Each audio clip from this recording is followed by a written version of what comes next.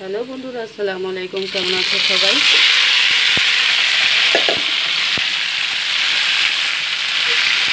আজকে আমি খুব মজাদার সাথে ভাজি করে নিচ্ছি কলমি শাক। কলমি শাক ভাজি করার জন্য অবশ্যই বেশি করে পেঁয়াজ কুচি, রসুন কুচি দিয়ে ভালো করে ভাজতে হয়। আগে থেকেই আমি শাকগুলোকে সেদ্ধ করে নিয়েছি লবণ দিয়ে। এরপরেই তো দেখো, শাক ভাজিতে অবশ্যই বেশি করে তেল দিতে হয়। এই তো দেখো কি সুন্দর করে শাকটাকে ভাজি করছি। এই রকমের করে মজা করে শাক ভাজি করে দেখো, খেতে খুব মজা লাগবে।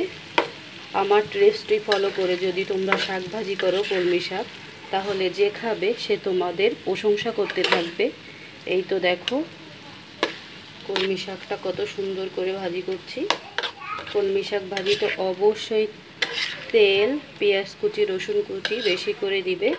আর শাকটা বাগারের সময় শুকনো মরিচ দিবে, তাহলে শাক ভাজিটা খেতে খুব মজা লাগবে। সেদ্ধ করার সময় কাঁচা মরিচ দেবে, আর ভাজি বাগারের সময় শুকনো মরিচ দিবে, তাহলে শাক ভাজিটা খেতে খুব মজা হবে আর গ্রান হবে একটা।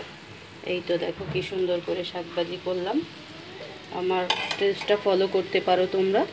আজকের মতো এখানেই বিদায় নিচ্ছি। ভালো থাকবে, সুস্থ থাকবে সবাই।